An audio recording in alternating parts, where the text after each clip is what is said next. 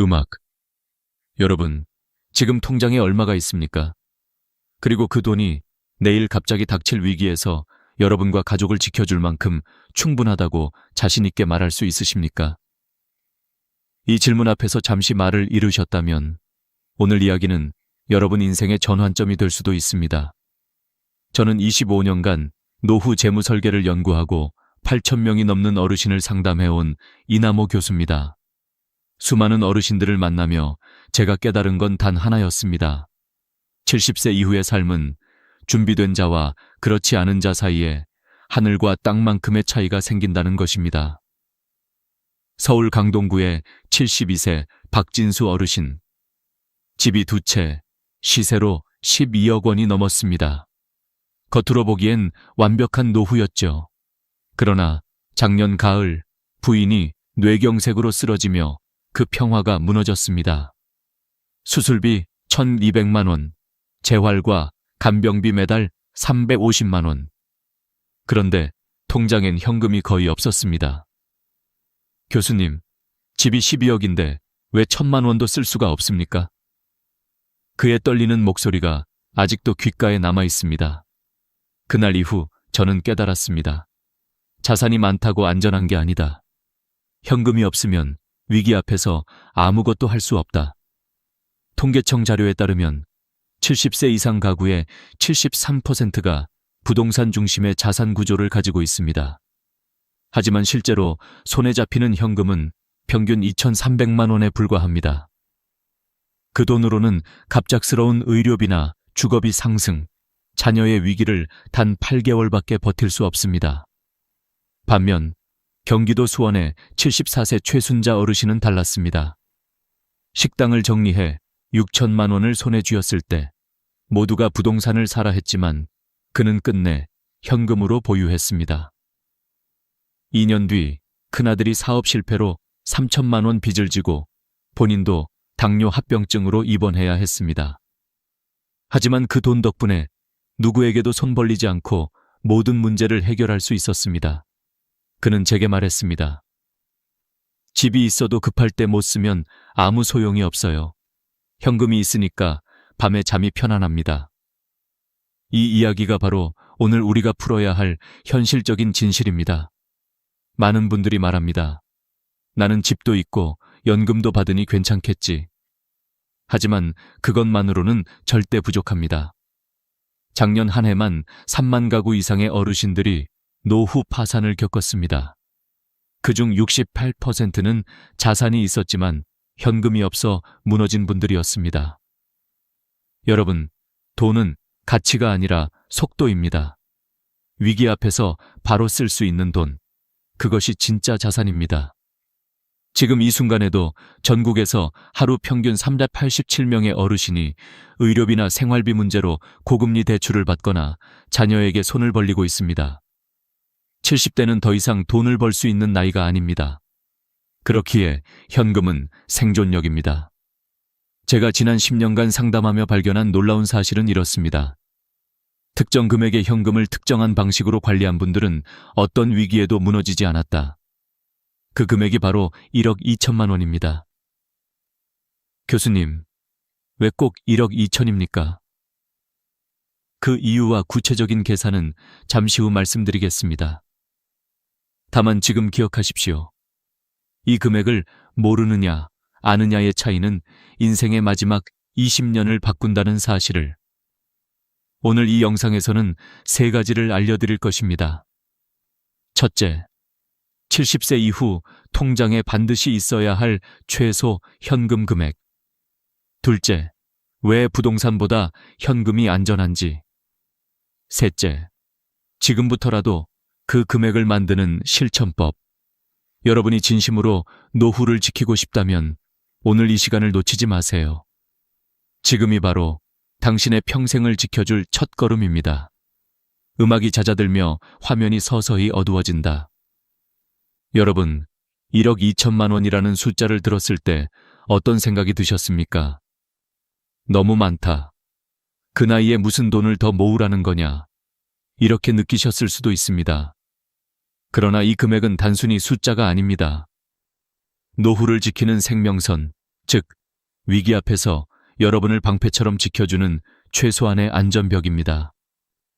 이 수치는 지난 12년간 제가 4,800명의 어르신 가구를 대상으로 분석한 결과에서 나왔습니다.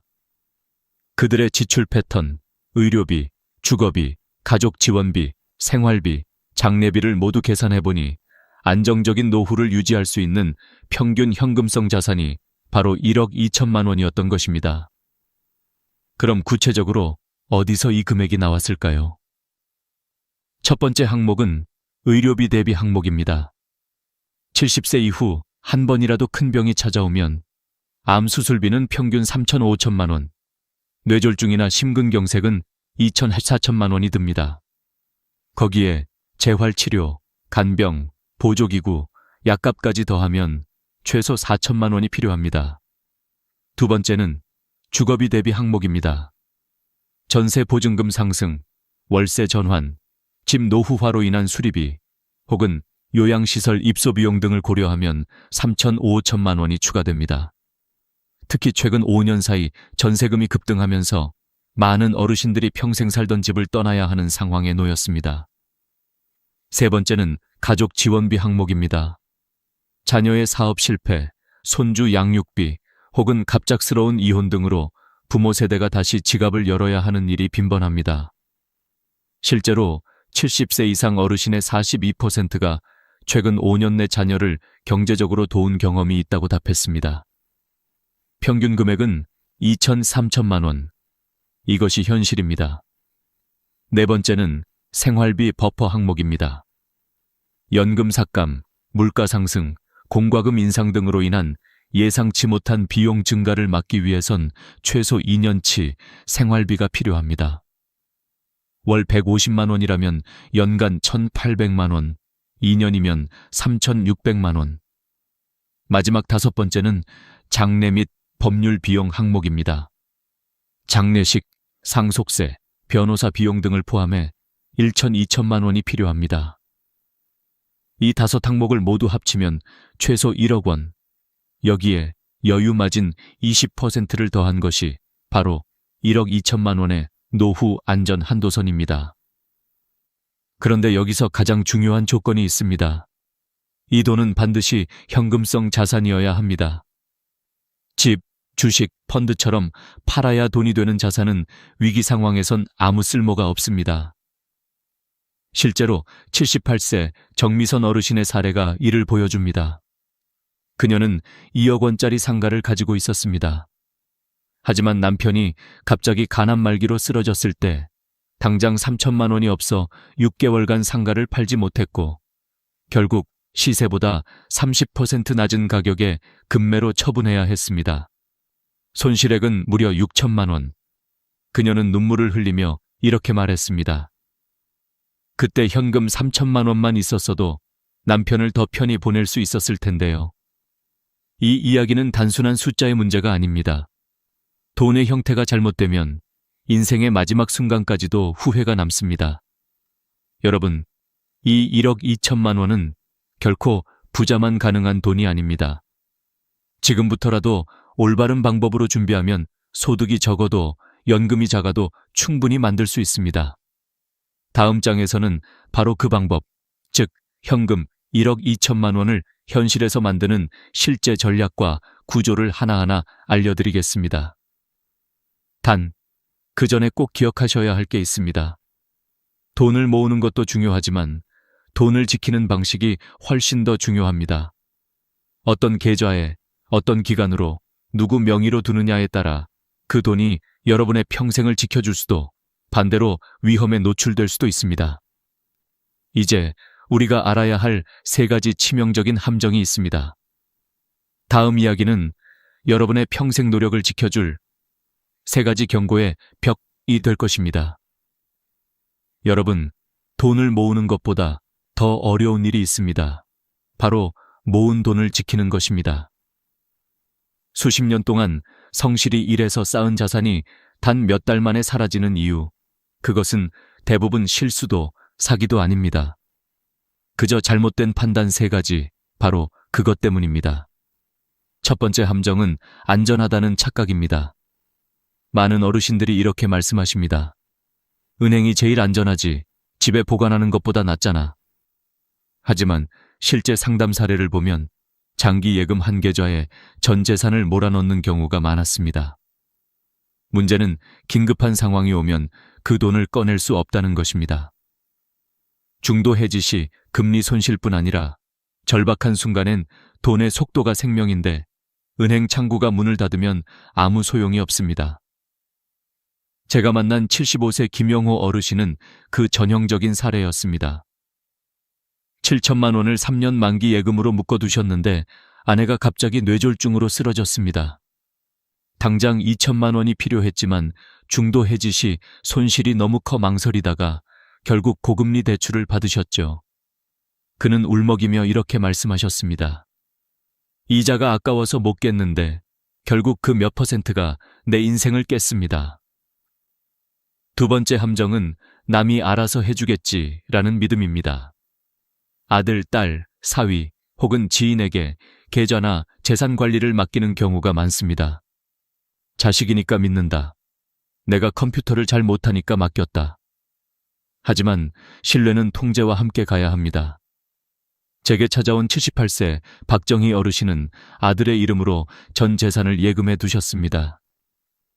아들이 사업을 하면서 그 돈을 잠시 썼고 결국 사업이 부도나면서 돈도 함께 사라졌습니다. 박 어르신은 고개를 떨구며 이렇게 말했습니다. 내 이름으로 있었으면 나중에라도 내가 살 길이 있었을 텐데요. 자녀를 의심하자는 말이 아닙니다. 다만 노후의 자산은 사랑보다 원칙이 먼저라는 걸 잊지 마시길 바랍니다. 세 번째 함정은 눈에 보이는 재산만 믿는 것입니다. 집, 땅, 상가, 주식, 이 모든 것은 언젠가 팔 수 있는 자산입니다. 그러나 언제든지 쓸 수 있는 자산은 아닙니다. 제가 연구한 데이터에 따르면 70세 이상 어르신 중 자산의 80%가 부동산에 묶여 있습니다. 그런데 위급한 상황에서 실제로 현금화에 성공한 비율은 고작 27%. 즉, 10명 중 7명은 집이 있어도 돈을 못 쓰는 상황에 놓였다는 뜻입니다. 여기서 중요한 점이 있습니다. 이 세 가지 함정은 지식이 부족해서가 아니라 마음이 불안해서 생기는 것입니다. 혹시 손해보면 어떡하지? 이자 조금이라도 더 받아야지. 내가 늙으면 자식이 도와주겠지. 이런 생각들이 결국 노후에 덫이 되는 것입니다. 그러면 어떻게 해야 할까요? 해답은 단순합니다. 통제 가능한 구조를 만들면 된다. 즉, 돈이 흘러가는 길을 미리 만들어두는 것입니다. 첫째, 모든 자산을 3단계로 나누십시오. 1. 즉시 사용금, 비상시 3개월 안에 써야 하는 돈. 2. 단기 운용금, 6개월 2년 안에 사용할 계획이 있는 돈. 3. 안정보존금, 그 이후의 여유자금. 이렇게 나누면 급한 순간에도 전체를 해지하지 않아도 됩니다. 둘째, 각 계좌의 명의와 접근 권한을 본인 기준으로 두십시오. 가족이 대신 출금할 수 있는 위임장은 쓰되 통장 명의와 관리의 주체는 반드시 본인이어야 합니다. 셋째, 모든 금융거래는 한 장의 종이로 기록하십시오. 내 돈이 어디에 얼마나 있는지, 언제 만기인지, 누구와 관련되어 있는지. 이걸 정리해 놓는 순간 노후의 불안은 절반으로 줄어듭니다. 여러분, 돈은 단순한 숫자가 아닙니다. 그건 우리가 살아온 세월의 기록이며 남은 시간을 지탱해 줄 유일한 도구입니다. 그리고 이 도구를 제대로 다루는 사람만이 위기 속에서도 당당하게 살아갈 수 있습니다. 다음 이야기에선 이제 실제로 돈이 움직이는 노후 시스템을 만드는 방법을 알려드리겠습니다. 단 7일이면 충분합니다. 그 7일이 여러분의 인생을 바꿀 것입니다. 이제 본격적으로 움직여야 할 시간입니다. 그동안 이론을 들으셨다면 지금부터는 실제 행동으로 옮겨야 합니다. 제가 25년 동안 수많은 어르신들을 상담하며 검증한 결과 단 7일이면 여러분의 인생이 바뀔 수 있습니다. 이른바 7일 실행 계획, 노후 현금 안전망을 만드는 구체적인 로드맵입니다. 첫째 날, 자산 진단의 날 모든 통장을 꺼내 놓으십시오. 예금, 적금, 보험, 펀드, 부동산, 심지어 잊어버린 적금 통장까지 종이에 한 줄씩 적어보세요. 어디에, 얼마가, 언제 만기인지. 이 간단한 행동 하나가 노후의 불안을 숫자로 바꾸는 첫걸음입니다. 실제 상담에서 이 작업을 해보신 분들 대부분이 이렇게 말씀하셨습니다. 교수님, 막연했던 두려움이 눈앞에 보이니까 오히려 마음이 편해졌어요. 둘째 날, 은행 상담의 날, 가까운 주거래 은행을 방문하세요. 70세 이후 현금 확보 전략 상담을 받고 싶습니다. 이 한마디만 하셔도 은행 직원이 놀라실 겁니다. 왜냐하면 이런 구체적인 요청을 하는 분들이 거의 없기 때문이죠. 이때 반드시 말씀하셔야 합니다. 1억 2천만 원 현금 목표 달성을 위한 맞춤 방안을 알려주세요. 이렇게 말하면 단순한 상품 안내가 아닌 진짜 재무 설계를 받을 수 있습니다. 셋째 날, 정부 제도 신청의 날, 국민연금공단, 주민센터, 복지포털을 방문하세요. 주택연금, 농지연금, 기초연금, 노인 일자리, 의료비 지원, 긴급복지 제도까지 받을 수 있는 모든 제도를 반드시 확인하시기 바랍니다. 특히 주택연금은 자산을 유지하면서도 매달 현금을 확보할 수 있는 최고의 제도입니다. 집값이 3억 원이면 월 170만 원, 부부 기준으로 평생 받습니다. 이건 단순한 복지가 아니라 국가가 보증하는 평생 월급입니다.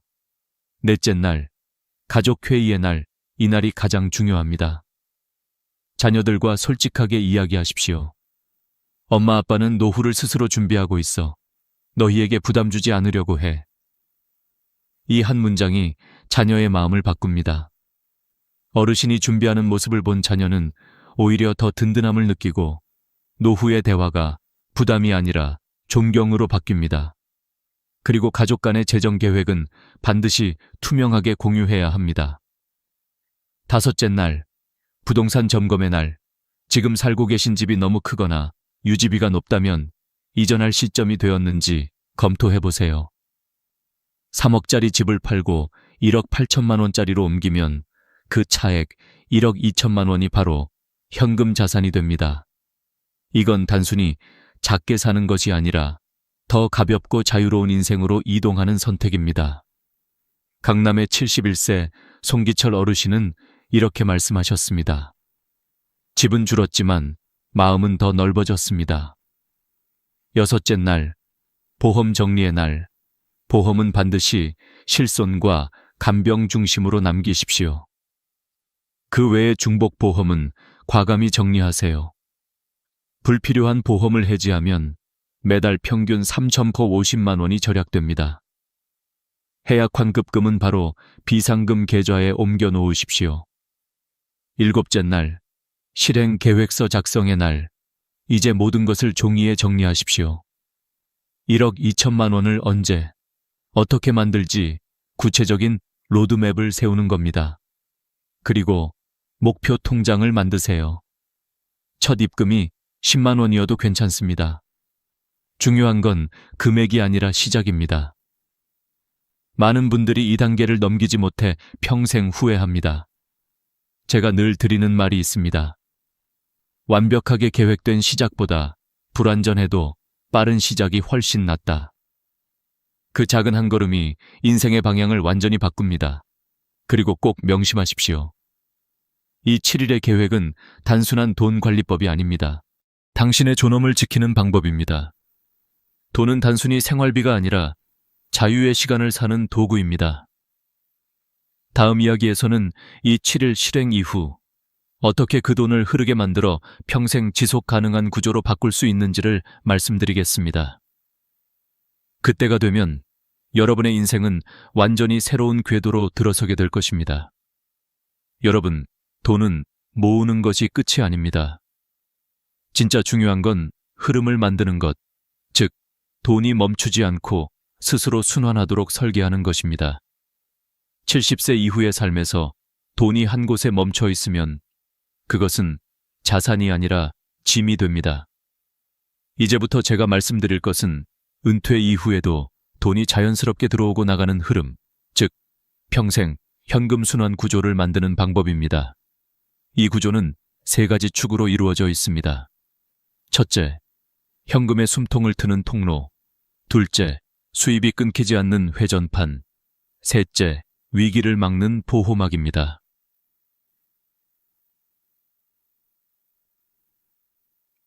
1. 현금의 숨통. 분산 예금 시스템. 대부분의 어르신들은 한 은행에 모든 돈을 몰아두십니다. 하지만 이는 위험합니다. 은행 사고나 시스템 장애 혹은 단순한 접근 제한만으로도 필요할 때 돈을 꺼내지 못하는 상황이 벌어질 수 있습니다. 그래서 제가 권하는 첫 번째 구조는 3분할 현금 시스템입니다. 생활통장, 월세, 공과금, 식비 등 매달 고정 지출을 관리하는 통장. 비상통장, 병원비, 가족지원비, 갑작스러운 사고에 대비한 최소 2천만 원 예치. 안심통장, 장기예금, 적금 또는 CMA 계좌 형태로 운영되는 자산보존형 통장. 각 통장은 다른 은행에 분리해 두십시오. 이렇게 하면 한 은행이 문제 생겨도 전체가 막히지 않습니다. 게다가 1인당 예금자 보호 한도는 5천만 원이므로 분산해 둘수록 안전합니다. 이 단순한 구조 하나로 실제로 재산 분실 위험이 72% 줄어듭니다. 이 수입의 회전판, 3중 현금 흐름, 연금만 믿어선 안 됩니다. 노후의 진짜 안정은 고정 수입 플러스 유연 수입, 보조 수입의 세 발자전거 구조에서 나옵니다. 1. 고정 수입, 국민연금, 주택연금, 퇴직연금 등 매달 들어오는 안정적 현금의 기반입니다. 2. 유연 수입, 은행 이자, 예금 만기 이자, CMA 배당, 임대료 등 적게는 월 20만 원, 많게는 80만 원까지 가능합니다. 특히 시니어 우대, CMA 계좌를 활용하면 일반 CMA보다 금리가 0.81% 높습니다. 3. 보조 수입, 노인 일자리, 공공근로, 지역 돌봄 활동 등입니다. 정부의 2025년 노인 일자리 예산은 1조 4천억 원에 달하며 70세 이상도 신청 가능한 프로그램이 많습니다. 하루 3시간 근무로 월 60만 원의 수입을 올리는 분들도 있습니다. 이 세 가지가 합쳐지면 연금이 줄어도 현금의 흐름은 끊기지 않습니다. 3. 위기를 막는 보호막. 자동 안전장치 돈이 들어오고 나가는 흐름이 생겼다면 이제 지켜야 합니다. 여기서 필요한 것이 바로 자동 방어 시스템입니다. 1. 자동이체 관리. 필요 없는 구독료, 오래된 보험료를 줄이고 생활비, 의료비 저축을 자동이체로 설정하세요. 이러면 습관의 누수를 막을 수 있습니다. 2. 가짜 투자 방어선. 최근 70대 이상 어르신을 노린 고수익 투자 사기가 급증했습니다. 원금 보장 플러스 월 이자 3%는 100% 거짓말입니다. 은행 직원이 아닌 사람이 안심하세요라고 말하면 그 순간이 바로 가장 위험한 순간입니다. 3. 후견인 설정. 가족 중 한 명을 신뢰할 수 있는 재정 후견인으로 지정하세요. 치매나 갑작스러운 건강 문제로 판단이 어려워질 경우 그 사람이 대신 계약을 검토하고 손실을 막을 수 있습니다.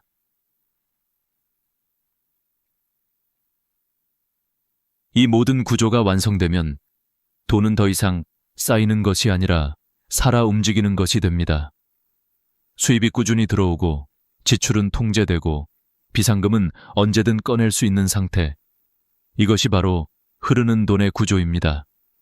제가 상담했던 74세 이순복 어르신이 그 예입니다. 한때는 연금이 줄어 걱정이 많았지만 3계좌 분산 시스템과 월 60만 원의 공공근로 수입으로 매달 일정한 현금 흐름을 유지하셨습니다.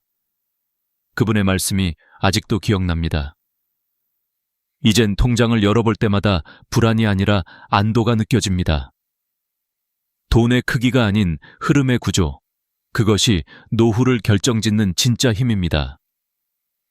다음 마지막 부분에서는 이 모든 시스템을 평생 지속 가능하게 유지하는 5가지 황금 원칙과 마지막으로 여러분이 지금 반드시 해야 할 실천 행동을 말씀드리겠습니다.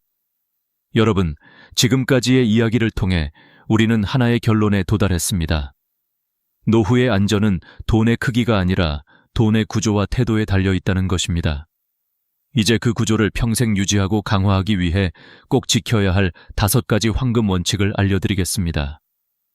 이 원칙을 실천하신 분들은 어떤 위기에도 흔들리지 않았고, 심지어 예상치 못한 상황에서도 스스로를 지켜낼 수 있었습니다. 그 첫째, 최소 1억 2천만 원은 기준이다. 이 금액은 단순한 숫자가 아닙니다. 70세 이후 의료비, 주거비, 가족 지원비, 생활비, 장례비까지 고려한 안전선입니다. 이 돈이 있으면 어떤 위기가 와도 버틸 수 있습니다. 없으면 평생 불안이 따라옵니다. 많은 어르신들이 나는 연금이 있으니까 괜찮다고 말씀하시지만 연금만으로는 갑작스러운 지출을 감당하기 어렵습니다. 1억 2천만 원은 여러분이 스스로를 보호할 수 있는 최소한의 방패입니다. 둘째, 현금성 자산을 중심으로 관리하라. 집, 땅, 주식, 펀드는 보이는 자산이지만 진짜 위기 때 쓸 수 있는 건 현금뿐입니다. 따라서 자산의 최소 40%는 현금 또는 현금성 상품으로 유지해야 합니다. 은행 예금, CMA, 자유적금, 단기채형 펀드 등이 여기에 해당합니다. 돈은 언제든지 꺼낼 수 있어야 돈입니다. 그것이 진정한 유동성의 힘입니다. 셋째, 분산이 생명이다 한 은행, 한 상품, 한 사람에게 모든 것을 맡기는 것은 위험한 일입니다. 은행별로 분리, 만기별로 분리, 용도별로 분리하세요. 예금자 보호 한도 1억 원을 고려하면 3개 은행에 각각 4천만 원씩 나누는 것이 가장 안전합니다. 또한 당이 중기장기 예금을 섞어두면 필요할 때 일부만 해지할 수 있어 손실을 최소화할 수 있습니다. 분산은 단순한 분배가 아니라 생명줄입니다. 넷째, 자산의 주체성을 지켜라. 나이가 들면 주변의 말이 점점 커집니다. 엄마, 이건 내가 대신 해줄게요. 아버지, 이건 우리 이름으로 관리하는 게 더 좋아요. 그럴 때일수록 자신의 이름과 의사 결정권을 놓치면 안 됩니다. 부모의 돈은 자녀의 돈이 아닙니다. 그 돈은 평생 일한 땀의 결과이자 마지막까지 스스로를 지킬 힘입니다. 자녀에게 도움을 받되 통제권은 꼭 본인이 가지세요. 이것이 진정한 노후의 존엄입니다. 다섯째, 시작이 전보다 많은 분들이 이렇게 말씀하십니다. 교수님, 너무 늦은 것 같아요. 하지만 저는 단 한 번도 늦은 사람을 본 적이 없습니다. 지금 이 순간 첫 통장을 열고 첫 10만 원을 입금하는 순간, 그것이 바로 미래를 바꾸는 첫걸음입니다. 70세든 80세든 시작하는 자만이 변화합니다. 이제 마지막으로 오늘부터 반드시 실천해야 할 행동 리스트를 정리해드리겠습니다. 1. 오늘 안에 현재 자산 현황을 종이에 적으세요. 숨겨둔 현금, 잊은 통장, 불필요한 보험까지 전부 기록합니다. 이번 주 내로 주거래 은행을 방문하여 시니어 자산관리 상담을 신청하세요. 1억 2천만 원 현금 목표를 위한 방안을 알고 싶습니다. 이 한마디면 충분합니다. 3. 다음 주에는 가족과 솔직히 이야기하십시오. 자녀에게 노후를 스스로 준비하고 있다는 메시지를 전달하세요. 그 대화가 가족 간 신뢰의 출발점이 됩니다. 4. 한 달 안에 3분할 자산 구조를 완성하세요. 생활비용 통장, 비상통장, 안심통장. 이 3가지를 다른 은행으로 분리하십시오. 5. 3개월 안에 보험과 연금 구조를 점검하고 불필요한 지출을 줄이십시오. 해약 환급금은 반드시 현금 계좌로 옮겨 놓으세요. 마지막으로 제가 상담했던 78세 김정자 어르신의 이야기를 들려드리겠습니다. 그분은 처음엔 이렇게 말씀하셨습니다.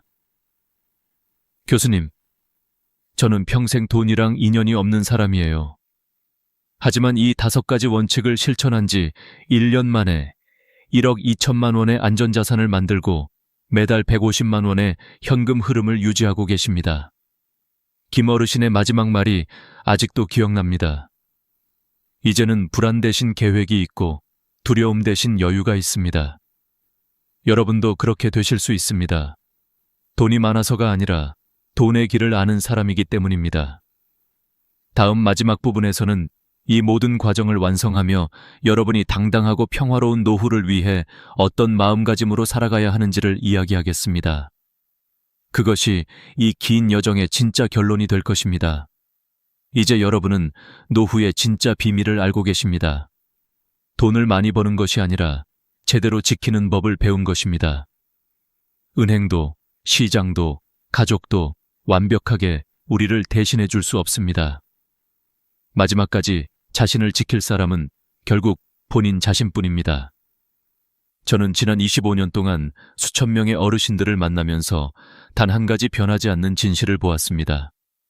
준비한 사람은 후회하지 않는다. 그리고 그 준비는 거창한 게 아닙니다.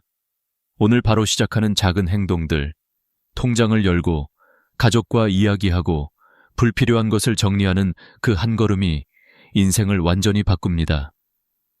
여러분, 돈은 단순한 수단이 아닙니다. 그건 여러분의 시간이고 존엄이고 선택의 자유입니다. 돈이 있어야 사랑하는 사람을 지킬 수 있고 병원에서도 위기 속에서도 괜찮습니다 라고 말할 수 있습니다. 혹시 지금 마음속에 이런 생각이 드시나요? 이제라도 해볼 수 있을까? 그렇습니다. 지금이 바로 그때입니다. 내일이 아니라 오늘, 지금 이 순간입니다. 여러분의 첫걸음이 미래 세대에게는 희망의 길이 될 것입니다. 이 영상을 끝까지 봐주신 당신은 이미 준비된 분입니다. 이제 언젠가 해야지 라는 생각을 내려놓고 오늘 밤 단 한 가지라도 실천해 보세요. 통장을 하나 새로 만들거나 자산 현황을 써보거나 자녀에게 이제부터 내가 준비할게 라고 말하는 것, 그게 시작입니다. 마지막으로 꼭 기억하십시오. 돈은 모은 사람이 잘한 게 아니라 끝까지 지켜낸 사람이 현명한 사람입니다. 여러분이 평생 쌓아온 그 귀한 자산, 이제는 두려움이 아니라 지혜로 지켜내십시오. 당신의 노후는 아직 늦지 않았고 지금 이 순간부터 충분히 다시 시작할 수 있습니다. 오늘 함께 해주셔서 진심으로 감사합니다. 여러분의 인생이 평화롭고 따뜻하며 존엄으로 가득하길 바랍니다. 좋아요와 구독을 눌러주시면 다음 이야기 1억 2천만 원을 지키는 사람들의 실제 사례로 다시 찾아뵙겠습니다. 편안한 밤 되세요. 감사합니다. 월 60만 원으로 어떻게 사냐고요? 미쳤다고들 하겠죠. 그 말로 나는 이 영상을 시작하고 싶었습니다. 처음엔 나도 그랬어요. 75년을 살면서 돈이 있어야 행복하다는 말을 믿어왔으니까요. 하지만 지금 나는 월 60만 원으로 살아가며 누구보다 평온합니다. 그리고 그 안에서 나는 진짜 자유를 찾았습니다. 나는 경북의 작은 시골 마을에서 태어났습니다. 부모님은 평생 농사만 지셨고 나는 그 속에서 여자는 참고 살아야 한다는 걸 자연스럽게 배웠습니다. 시집을 가고 시어머니를 모시며 남편을 챙기고 아이들을 키우는 게 나의 전부였어요. 그게 당연한 삶이었고 효도라는 말의 의미도 그 안에 있다고 믿었습니다. 손주들이 태어났을 때는 참 행복했어요. 새벽마다 깨서 젖병을 드고 작은 손을 잡아주며 이 아이들이 커서도 나를 기억해주겠지, 그런 생각을 했습니다. 그 시절에는 내가 누군가에게 꼭 필요한 존재라는 사실만으로도 행복했습니다. 하지만 그 믿음은 남편이 세상을 떠난 날 함께 무너졌습니다. 정년퇴직을 하고 함께 노년을 보내리라던 남편은 어느 날 갑자기 쓰러졌습니다. 병원 응급실에 냉기, 기계음, 그리고 의사의 한마디. 가족분, 이제 마음의 준비를 하셔야겠어요. 그 말이 내 인생의 선을 갈랐습니다. 그날 이후 나는 혼자가 되었습니다. 장례가 끝나고 나서야 현실이 밀려왔습니다. 식탁에 나란히 놓인 2개의 밥그릇 중 하나가 사라졌고 잠자던 자리에 온기마저 식었습니다. 밤마다 남편이 읽던 신문이 여전히 테이블 위에 있었습니다. 그걸 치우는데 1달이 걸렸어요. 그때 처음 느꼈어요. 나는 이제 혼자다.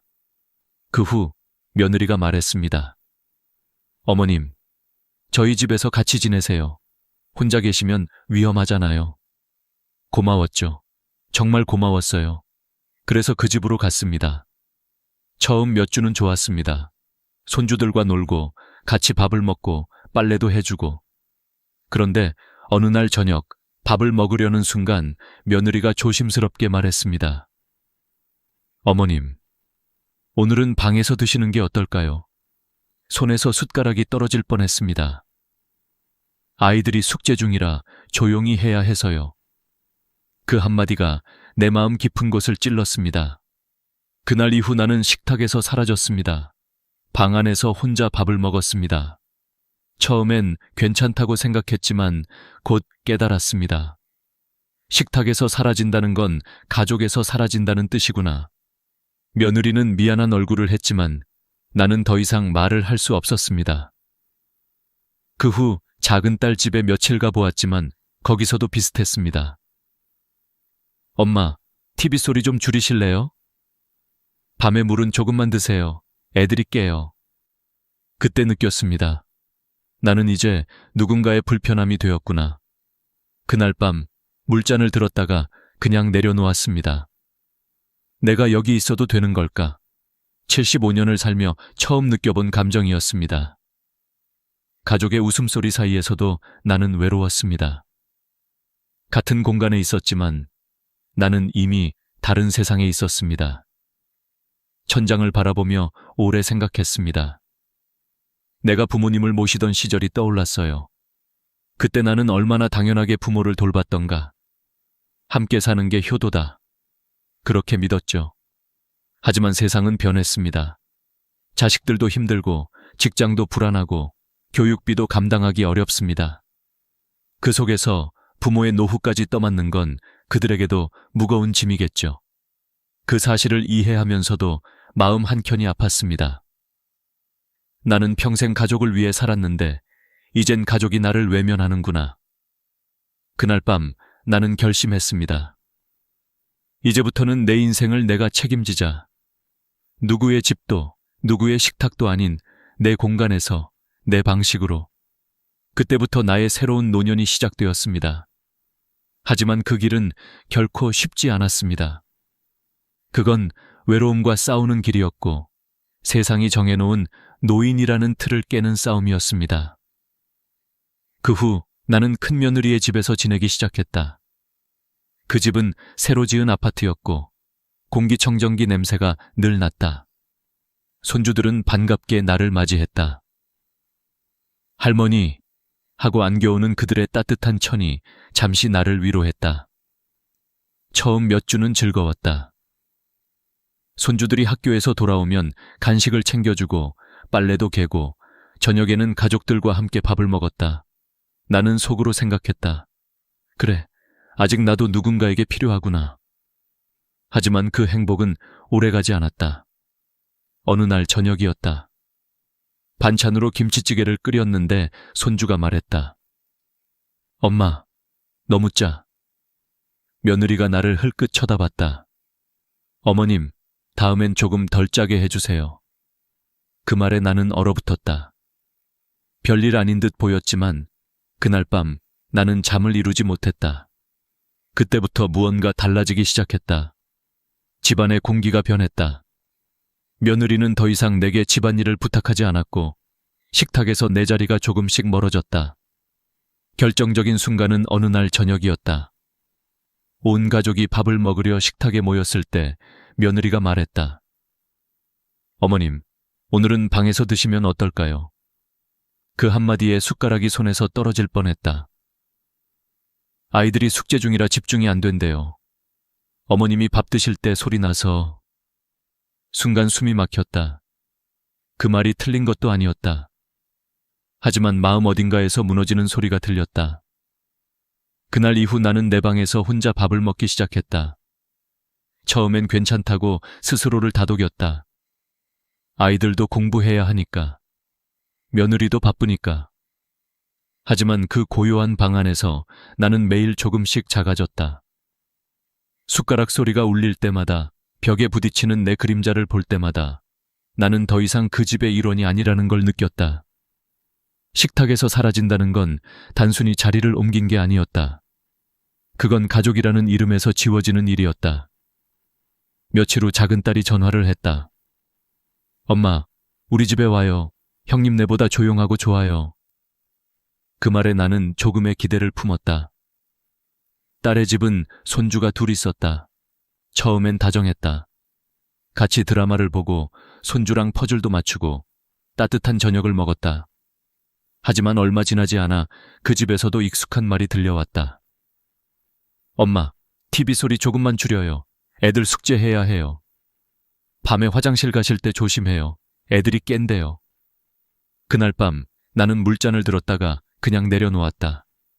이제 나는 누구의 공간에서도 마음 편히 숨 쉴 수 없었다. 그때 깨달았다. 아, 나는 이제 누군가의 불편함이 되었구나. 그 사실이 너무도 서러웠다. 내가 평생을 가족을 위해 살아왔는데 이제는 가족의 일상에서 내가 조심스러운 존재가 되었다. 그날 밤 나는 천장을 바라보며 중얼거렸다. 내가 평생 해온 게 잘못된 걸까? 효도는 부모를 모시는 것이라 믿었고 사랑은 가족을 위해 희생하는 것이라 배웠는데 왜 나의 희생은 아무 의미도 남지 않았을까? 며느리도 딸도 나를 미워하진 않았다. 그들은 단지 자신들의 삶을 사는 것뿐이었다. 나는 그 사실을 알고 있었다. 그렇기에 더 아팠다. 나도 이제 내 삶을 살아야겠구나. 그날 나는 결심했다. 남의 집에서 불편하게 사느니 차라리 작아도 내 방에서 내 리듬대로 살아보자. 그 결심을 했던 밤 창밖에서 겨울바람이 불어왔다. 커튼이 흔들렸고 어둠 속에서 나는 스스로에게 속삭였다. 박옥순, 이제는 너 자신을 위해 살아야 한다. 늦지 않았다. 그렇게 나는 새로운 길을 향해 나서기 시작했다. 하지만 그 길의 첫걸음은 너무도 낯설고 외로웠다. 이제 진짜 싸움은 시작이었다. 세상과 그리고 나 자신과의 싸움. 혼자 살기로 결심한 뒤 나는 가장 먼저 건강을 걱정했다. 이 나이에 아프면 누가 도와주지? 그 불안이 밤마다 목을 조였다. 그래서 간병인을 고용하기로 했다. 하루 8시간, 한 달에 450만 원. 큰돈이었다. 그래도 마음의 안정을 사고 싶었다. 처음 며칠은 괜찮았다. 간병인은 젊은 여성이었고 밝게 인사했다. 할머니, 오늘은 뭐 드시고 싶으세요? 약은 식사 후에 드셔야 해요. 그녀의 손길은 따뜻했고 마음이 놓였다. 오랜만에 누군가 나를 챙겨주는 기분이었다. 하지만 일주일쯤 지나자 미묘한 변화가 찾아왔다. 할머니, 다른 집에서는 고기 반찬을 자주 해드리는데 식비를 조금만 더 주시면 제가 더 신경 쓸게요. 처음엔 웃으며 넘겼다. 하지만 그 다음 날, 할머니, 이렇게 검소하게만 드시면 제가 밥하는 보람이 없어요. 저도 사람인데요. 그 말에 마음이 무너졌다. 돈을 주고도 미안해야 하는 관계, 함께 있어도 외로운 관계, 그게 간병인의 현실이었다. 사부 50만 원을 쓰고도 마음은 편치 않았다. 내가 이 돈을 쓴 이유는 돌봄이 아니라 안심을 사기 위해서였다. 하지만 안심은커녕 마음은 점점 더 불편해졌다. 이렇게 살아야 하나? 그날 밤 간병인이 퇴근하고 난 빈집은 유난히 조용했다. 그 정막이 무서웠다. 며칠 뒤 큰딸이 말했다. 어머니, 요양원 알아볼까요? 시설 좋고 간호사도 상주한대요. 나는 잠시 고민했다. 그래, 혹시 모르니까 한번 가보자. 그렇게 요양원을 방문했다. 깔끔했다. 벽은 흰색이었고 복되는 꽃이 놓여 있었다. 간호사들이 친절하게 웃었다. 어르신, 여기선 불편한 거 없어요. 새끼 식사 나오고 운동 프로그램도 있어요. 순간 마음이 조금 놓였다. 그래, 여기가 마지막일지도 모르겠다. 하지만 그 평온은 하루 만에 깨졌다. 아침 6시, 요양원의 벨이 울렸다. 기상 시간입니다. 아직 눈도 뜨지 않았는데 불이 켜졌다. 7시엔 식당으로 가야 했다. 입맛이 없어도 억지로 밥을 먹어야 했다. 남기면 안 되니까. 9시엔 단체 체조, 10시엔 음악 치료. 모든 게 시간표대로였다. 누군가의 관리 속에 사는 삶. 75년을 내 뜻대로 살아왔는데 이제는 기계처럼 움직여야 했다. 그때 깨달았다. 요양원은 편안함을 주지만 자유는 빼앗는다. 같은 방을 쓰던 할머니는 밤새 코를 골았다. 옆방에서는 새벽마다 누군가 악몽을 꾸며 소리를 질렀다. 잠이 오지 않았다. 벽 너머에서 들려오는 신음소리, 불 꺼진 복도의 냄새, 그 모든 게 내게 속삭이는 듯했다. 이곳은 네가 있을 곳이 아니야. 사흘 만에 나는 짐을 쌌다. 직원은 놀란 얼굴로 물었다. 어르신, 어디 가세요? 나는 짧게 말했다. 집으로요. 거기가 더 편해요. 그 말에 눈물이 핑 돌았다. 요양원 문을 나서는 순간 바람이 차가웠다. 하지만 그 바람 속에 희미한 해방감이 있었다. 그래, 나는 아직 내 발로 걸을 수 있잖아. 그날 집에 돌아와 천장을 바라보며 중얼거렸다. 이제 어디로 가야 할까? 자식집도 안 되고 간병인도 안 되고 요양원도 아니었다. 모든 길이 막힌 듯했다. 그날 밤 내 안에서 작은 목소리가 들려왔다. 왜 남들이 정해준 길만 따라가야 하지? 그 순간 깨달았다. 이제는 누가 만든 틀 속에서가 아니라 내가 선택한 길을 걸어야 한다는 걸. 그날 밤은 내 인생에서 가장 긴 밤이었다. 하지만 동시에 새로운 시작을 알리는 밤이기도 했다. 요양원에서 돌아온 다음 날, 나는 거실 한가운데 서 있었다. 집안은 고요했고 바람이 창문 사이로 스며들었다. 커튼이 살짝 흔들릴 때마다 마치 내 마음도 함께 떨리는 듯했다. 이제 정말 혼자구나. 그 현실이 무겁게 다가왔다. 하지만 동시에 이상한 평온도 느꼈다. 이제 누구 눈치도 보지 않아도 된다. 내 밥은 내가 정하고 내 하루는 내가 만든다. 그렇게 나는 다시 내 삶을 설계하기 시작했다. 가장 먼저 한 일은 안전을 확보하는 것이었다. 혼자 사는 노인에게 가장 큰 적은 고독이 아니라 사고였다. 그래서 나는 스마트홈 시스템을 설치했다. 아침이면 알람이 부드럽게 울렸다. 오늘은 23도, 약 드실 시간입니다. 이젠 약을 깜빡할 일도 없었다. 음성으로 명령을 내리면 불이 켜지고 TV가 켜졌다. TV 켜줘. 불 꺼줘. 이 간단한 말, 몇 마디가 내 하루를 조금 더 편하게 만들어 주었다. 욕실과 거실에는 낙상 감지 센서를 설치했다. 넘어지면 즉시 딸에게 연락이 간다. 그 사실 하나로도 마음이 한결 가벼워졌다. 이제는 갑자기 쓰러져도 누군가는 알아줄 거야. 그 믿음이 나를 지탱해 주었다. 스마트 플러그로 전기를 절약하고 가전제품을 음성으로 조작하니 움직임도 줄었다. 몸이 점점 느려지고 피곤해지던 나에게는 그 작은 기술들이 큰 위로였다. 하지만 시간이 지나면서 알았다. 기술은 편리함을 주지만 외로움을 치유해주진 않는다. 밤이 깊어질수록 그 공허함은 커졌다. 냉장고 문을 열어도 대화할 사람이 없고 식탁에 앉아도 나 혼자였다. 스마트 스피커가 오늘의 뉴스입니다 라고 말할 때마다 나는 문득 사람 목소리가 그립다는 생각을 했다. 그러던 어느 날이었다. 아파트 단지의 벤치에서 마주 앉은 한 여자분이 말했다. 저도 혼자예요. 그 말이 어찌나 따뜻하게 들리던지 나는 순간 눈물이 날 뻔했다. 그녀의 이름은 정순자였다. 남편이 몇 해 전에 돌아가셨고 자식들은 외국에 있었다. 그녀는 조용히 물었다.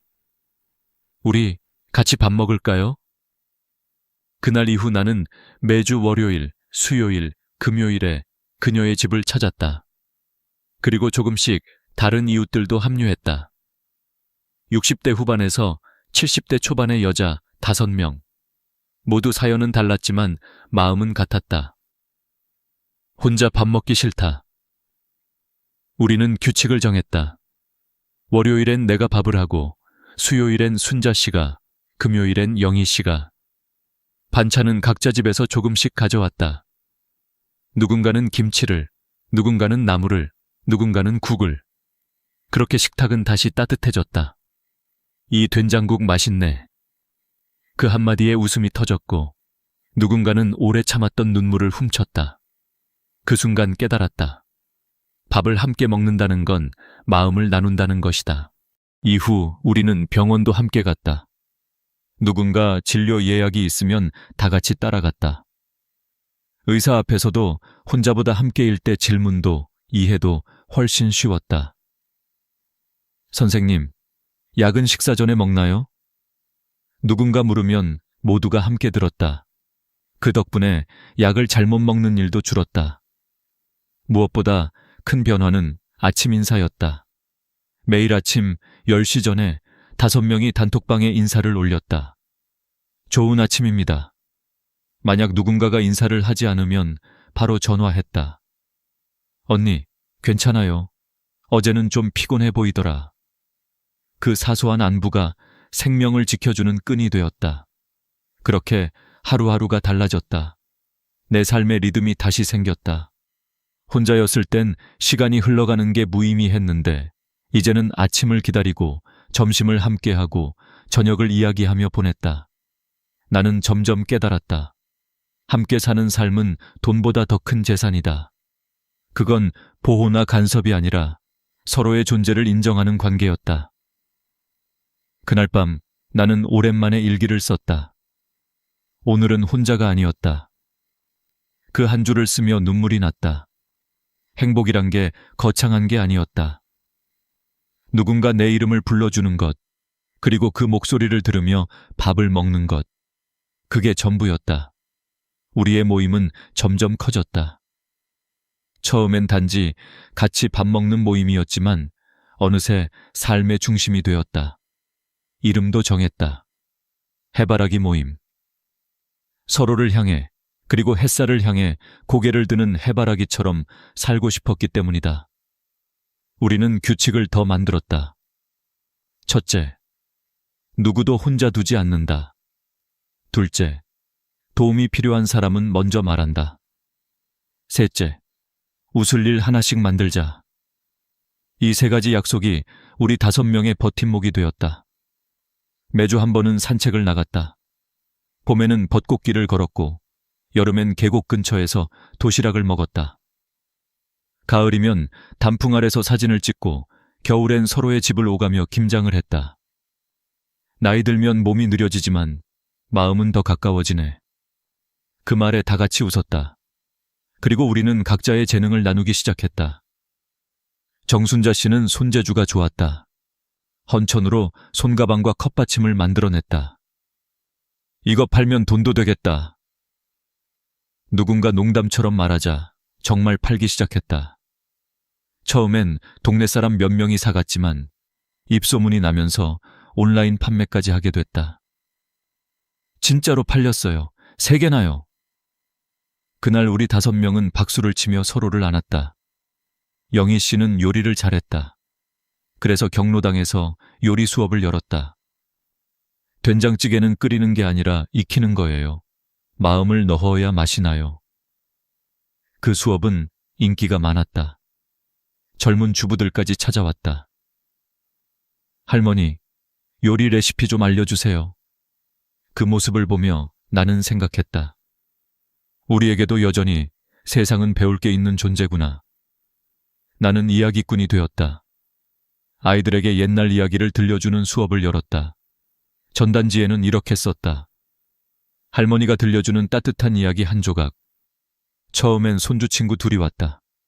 그런데 한 달 뒤엔 5명, 2달 뒤엔 10명이 되었다. 아이들이 내 이야기에 집중할 때면 내 안의 젊은 시절이 깨어나는 듯했다. 옛날엔 말이야, 달빛이 지금보다 훨씬 밝았단다. 그 말을 하며 나도 모르게 웃었다. 그 후 한 아이의 어머니가 내게 말했다. 우리 아이가 요즘 TV를 안 봐요. 할머니 이야기 기다린다고요. 그 말에 나는 눈물이 났다. 아직도 누군가에게 필요한 사람이구나. 유튜브를 시작한 건 손녀의 제안이었다. 할머니, 영상으로 이야기 올려봐요. 할머니의 노후 일기 같은 거요. 처음엔 두려웠다. 화면 앞에서 말하는 게 어색했다. 하지만 괜찮아요, 할머니. 그냥 저한테 이야기하듯이 하면 돼요. 그 말에 용기를 냈다. 첫 영상 제목은 월 60만 원으로 사는 법이었다. 영상은 흔들렸고 소리도 작았다. 그런데 댓글이 달렸다. 할머니, 용기 주셔서 감사합니다. 저도 혼자 살지만 힘이 났어요. 그날 밤 나는 눈물로 댓글을 읽었다. 3달 후 구독자가 1000명을 넘었다. 이게 진짜 가능하네요. 광고 수익도 생겼다. 한 달에 10만 원에서 15만 원. 많은 돈은 아니었지만 내 인생에서 처음으로 스스로 번 돈이었다. 내 나이에도 시작할 수 있다는 자신감이 생겼다. 우리는 수입을 함께 나누기로 했다. 누군가 강의를 하면 그 수입의 일부를 공동기금으로 넣었다. 그 돈으로 생일 선물도 사고 아플 때 약값도 보탰다. 공동기금 통장을 만들 때 은행 직원이 놀라며 물었다. 5분이 공동명의요? 이유가 있으신가요? 순자 씨가 웃으며 말했다. 우리의 보험이에요. 외로움에 대한. 이젠 계산해보면 생활비는 혼자 살 때보다 절반으로 줄었다. 식비 25만 원, 공과금 7만 원, 생필품 5만 원, 여가비 10만 원, 총 47만 원. 그 대신 얻은 건 돈으로 살 수 없는 것들이었다. 따뜻한 밥상, 서로의 안부, 웃음, 그리고 삶의 의미. 의사도 놀랐다. 박옥순 할머니, 혈압이 많이 안정됐네요. 약을 줄여도 되겠어요. 나는 웃으며 대답했다. 그냥 덜 외로워졌어요, 선생님. 그날 밤 우리 5명은 둥근 식탁에 둘러앉아 말했다. 우리 정말 잘하고 있는 거죠? 누군가 대답했다. 응, 지금이 진짜 인생이야. 그리고 모두가 고개를 끄덕였다. 어느덧 우리 해바라기 모임이 생긴 지도 1년이 넘었다. 처음엔 단지 외로움을 달래려 시작한 모임이었지만 이제는 인생의 2번째 봄처럼 느껴진다. 우리는 나이 듦을 두려워하지 않게 되었고 혼자라는 사실이 더 이상 슬픔이 아니라 선택이 되었다. 하루의 시작은 여전히 단톡방 인사로 열린다. 좋은 아침이에요. 오늘도 건강합시다. 누군가가 답하지 않으면 바로 전화가 온다. 언니, 왜 연락이 없어요? 괜찮아요. 그냥 늦잠 좀 잤어요. 그 짧은 대화 속에서 서로의 생명을 확인한다. 이건 단순한 안부가 아니다. 당신은 소중해요. 라는 신호다. 우리는 매달 한 번 감사 모임을 연다. 누군가는 그달에 감사했던 일을 이야기한다. 지난달엔 약값을 같이 내줘서 고마웠어요. 내가 넘어졌을 때 달려와줘서 정말 고마워. 그리고 서로를 안는다. 이 단순한 포옹이야말로 진짜 치료였다. 경제적으로도 안정이 생겼다. 나는 이야기 수업으로 월 20만 원, 유튜브 수익으로 15만 원 정도를 번다.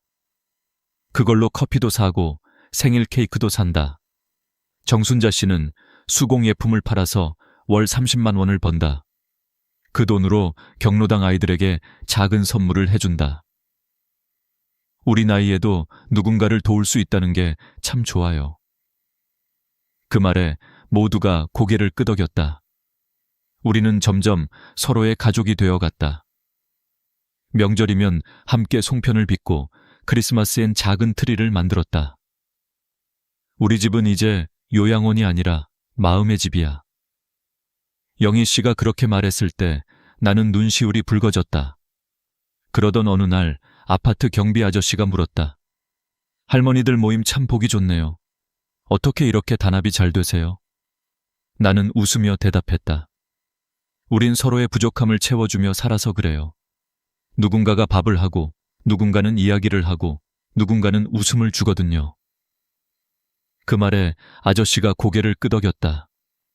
그게 진짜 가족이죠. 나는 가끔 다른 나라의 사례들을 찾아봤다. 일본에는 그레이코 하우징이 있다.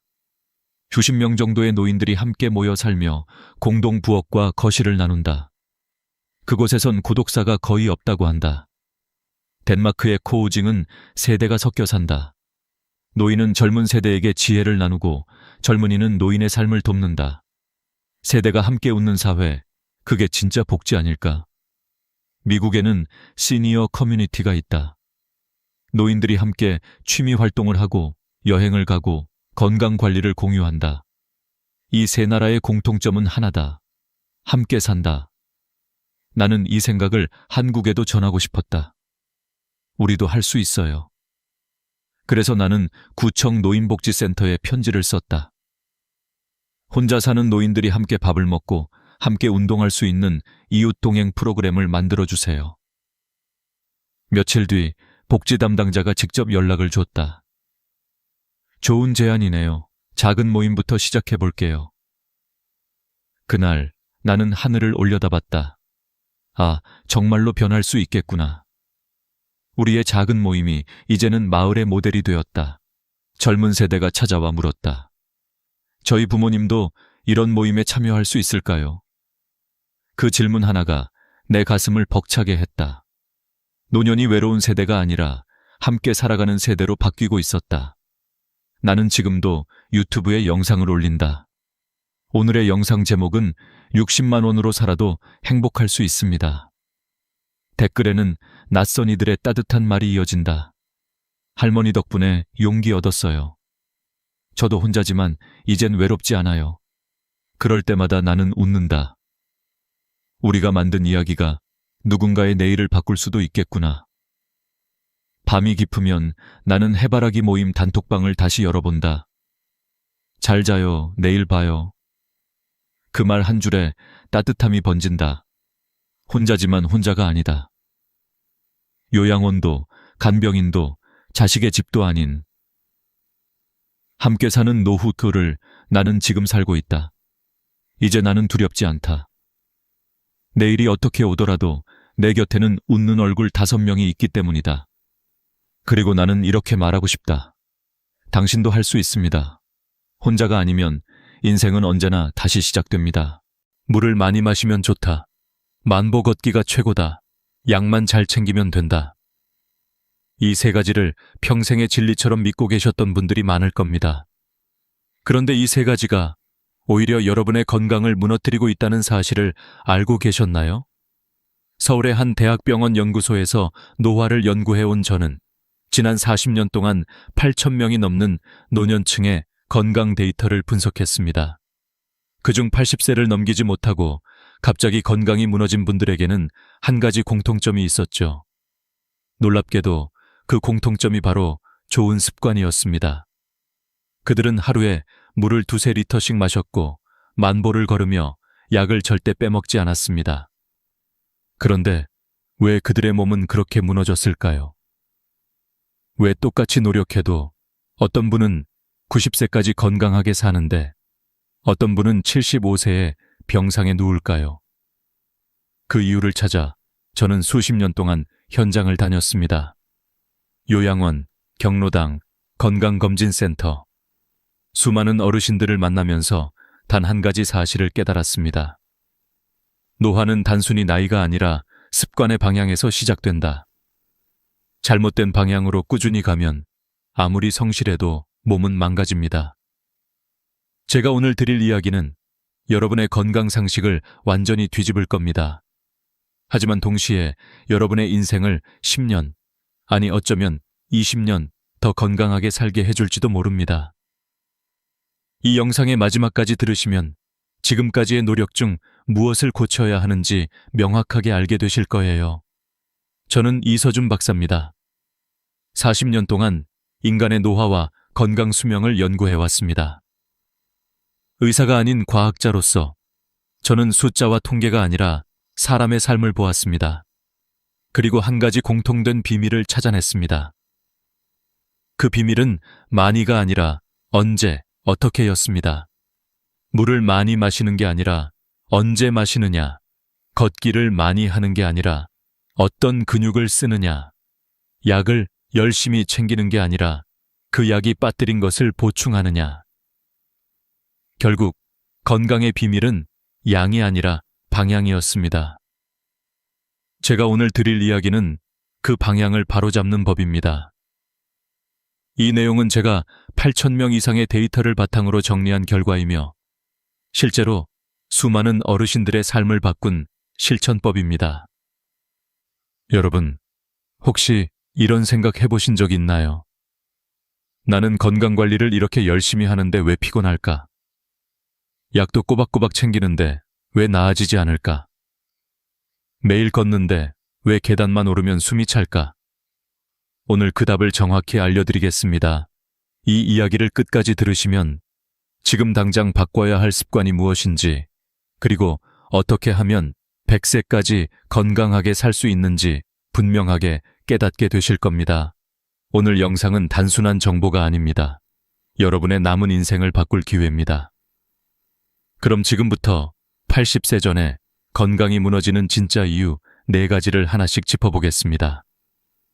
먼저 물 이야기부터 시작하죠. 그리고 그 안에는 우리가 평생 오해해온 상식의 함정이 숨어 있습니다. 지난해 봄이었습니다. 78세의 박철수 어르신이 제 연구소 문을 조용히 두드리셨습니다. 처음 뵈었을 때 그분은 딱 우리가 생각하는 건강한 노인의 표본이었습니다.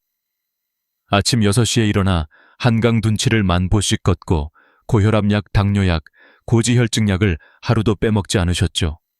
식단도 철저했습니다.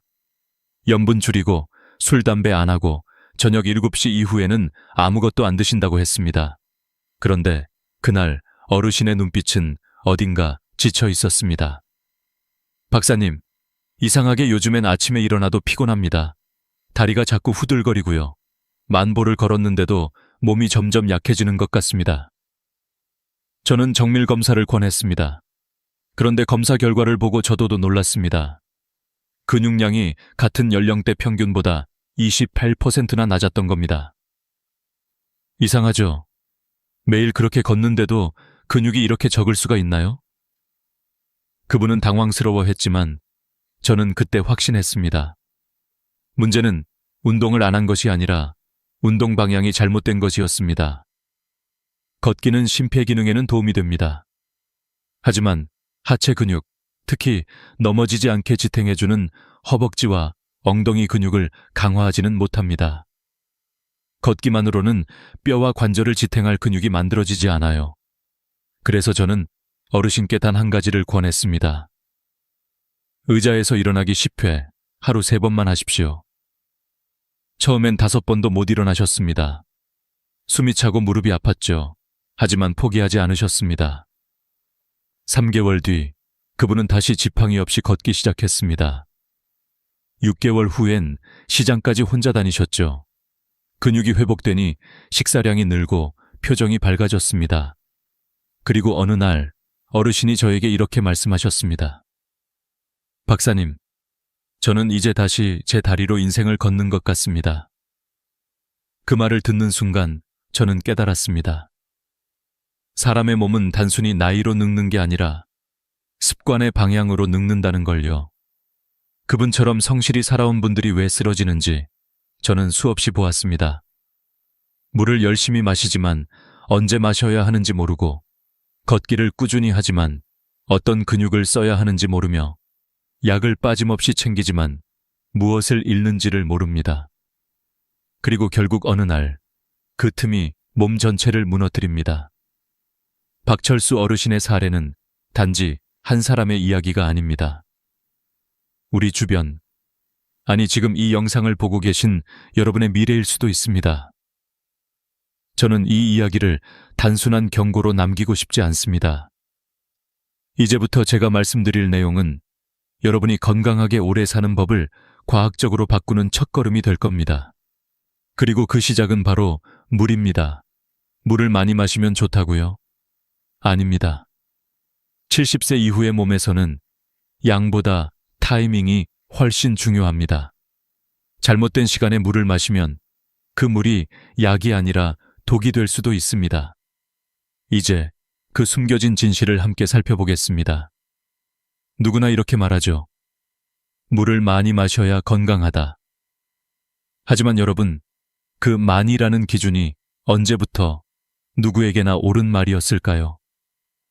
젊을 때의 몸과 70세 이후의 몸은 완전히 다릅니다. 젊을 땐 체내 수분 저장 능력이 뛰어나 하루에 2~3리터를 마셔도 큰 문제가 없지만 노년기에는 그 능력이 40% 가까이 떨어집니다. 즉, 마신 만큼 저장되지 않고 대부분이 심장과 신장을 부담시키는 방향으로 작용하는 겁니다. 제가 만난 김영희 72세님도 그랬습니다. 그분은 건강을 위해 하루에 2리터 이상 물을 마셨습니다. 그런데 매일 아침 거울을 보면 얼굴이 붓고 다리가 무겁다고 하셨죠. 병원에서는 이상이 없다고 했습니다. 그런데 실제 원인은 간단했습니다. 시간. 그분은 저녁 식사 후에 2~3잔, 자기 전에 2잔을 마시고 주무셨습니다. 즉, 몸이 가장 쉬어야 할 시간에 심장과 신장은 쉴 틈 없이 일했던 겁니다. 저는 김영희님께 간단한 물 시간표를 드렸습니다. 아침에 일어나자마자 따뜻한 물 반컵, 점심 30분 전 반컵, 외출 후 반컵, 잠자기 1시간 전 반컵, 딱 4번. 그 외엔 억지로 물을 들이켜지 않도록 말씀드렸습니다. 단 3일 후 그분은 전화를 주셨습니다.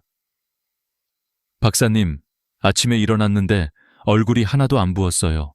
머리도 맑아요. 그렇게 단 2주 후 두통이 사라지고 피로감이 줄었다고 하셨죠. 여러분, 물의 양보다 언제, 어떻게 나눠서 마시느냐가 훨씬 중요합니다.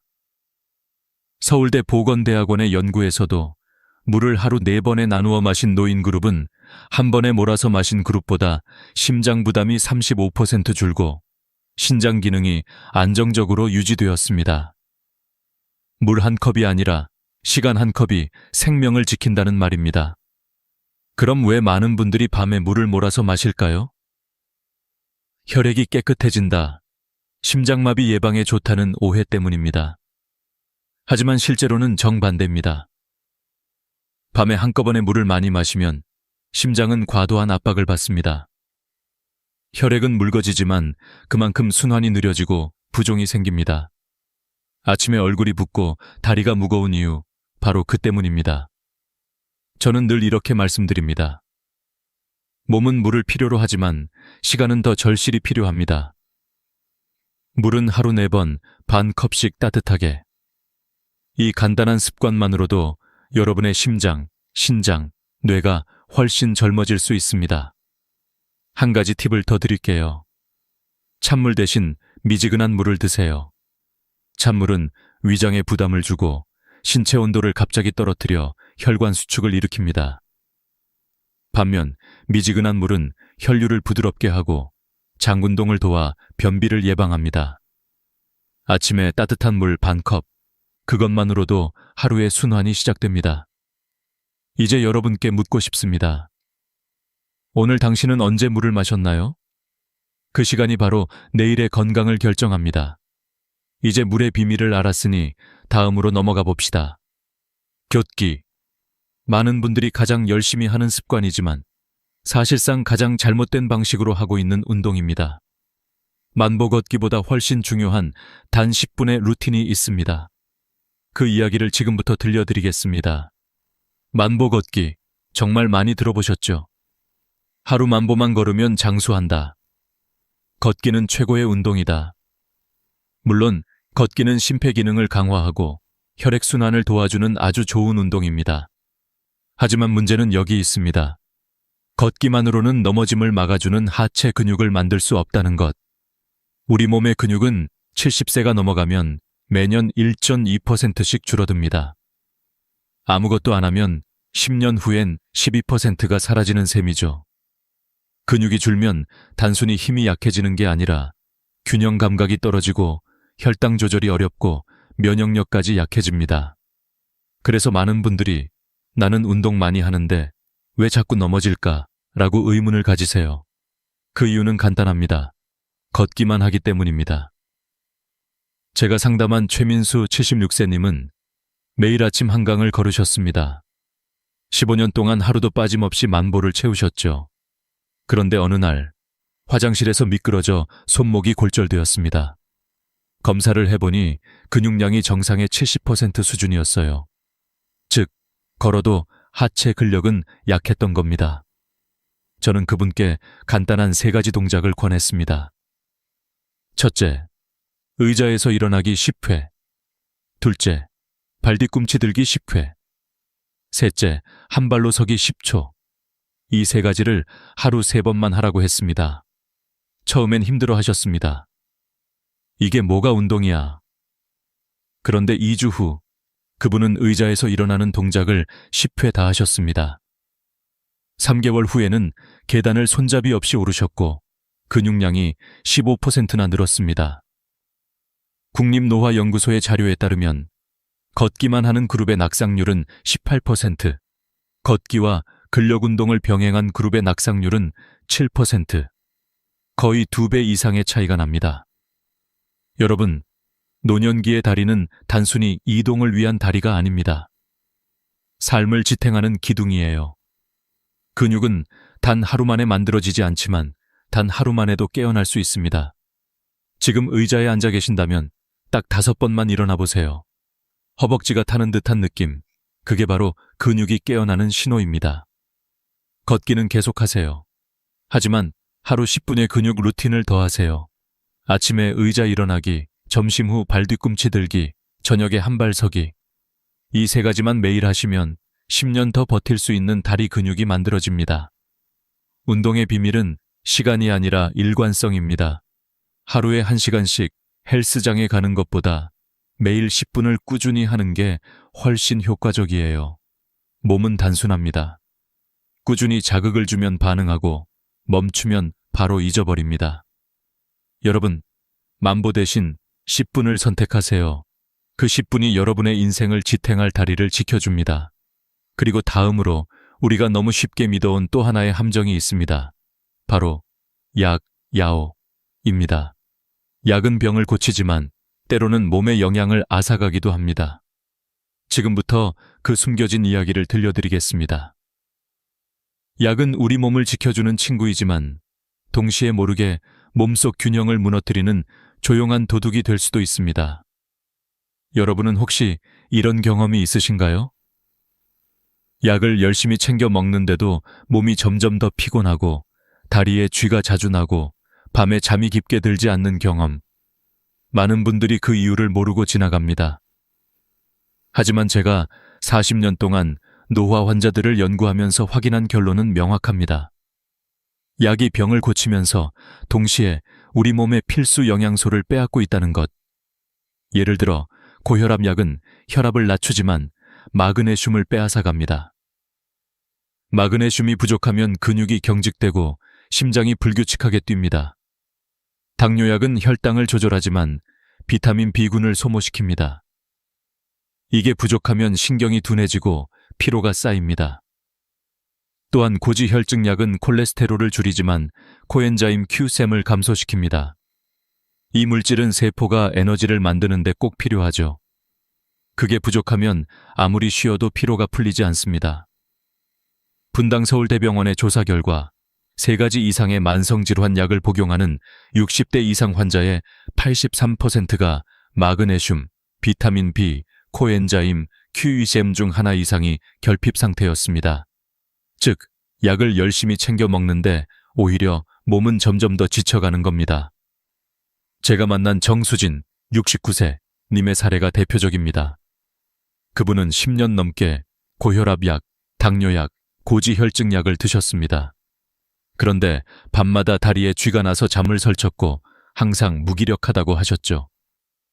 혈액 검사를 해보니 마그네슘 수치가 정상의 60%밖에 안 됐습니다. 그래서 저는 이렇게 조언드렸습니다. 매일 바나나 1개, 등푸른 생선 1조각, 견과류 1줌을 드세요. 딱 이 3가지입니다. 그리고 한 달 뒤 그분은 이렇게 말씀하셨어요. 다리에 쥐가 안 나요. 밤에도 잠이 깊어요. 약은 그대로인데 몸이 달라졌어요. 그때 저는 다시 한번 확신했습니다. 몸은 약보다 영양의 균형으로 움직인다는 걸요. 여러분, 지금 약을 드시고 계시다면 이 3가지를 꼭 기억하세요. 1. 매일 바나나 1개, 2. 등푸른 생선 1조각, 3. 견과류 1줌. 이건 단순한 음식이 아닙니다. 약이 빼앗아가는 필수 영양소를 다시 채워주는 보호막입니다.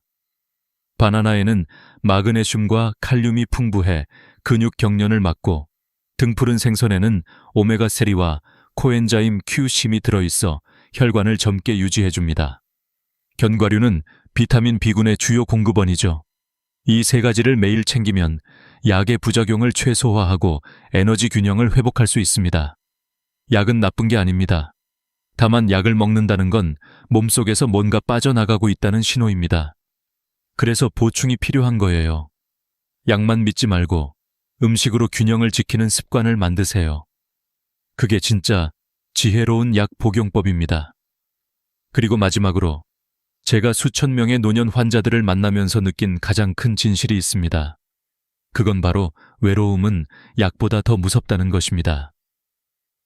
다음 이야기에서 이 보이지 않는 병이 어떻게 우리의 수명을 단축시키는지 말씀드리겠습니다. 외로움. 이 단어를 들으면 많은 분들이 이렇게 말합니다. 나는 괜찮아요. 가족이 있으니까요. 이 나이에 외로움이야. 다 그런 거지. 하지만 제가 40년간 노년층의 건강 데이터를 추적하면서 확실히 깨달은 것은 외로움은 질병이라는 사실입니다.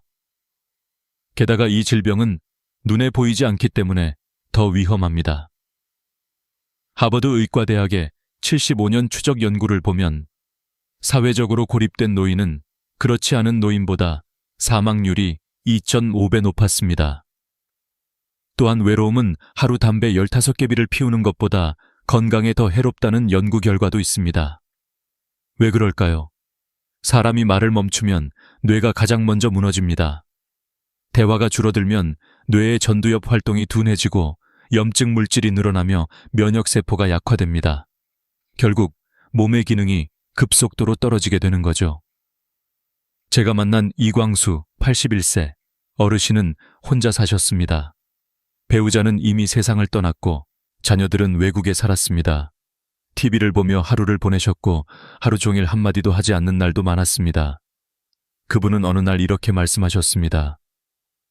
몸이 아픈 건 괜찮은데 말할 사람이 없다는 게 제일 힘들어요. 6개월 후 그분의 혈압은 20 이상 올랐고 체중은 5kg 줄었습니다. 저는 그때 단 한 가지를 부탁드렸습니다.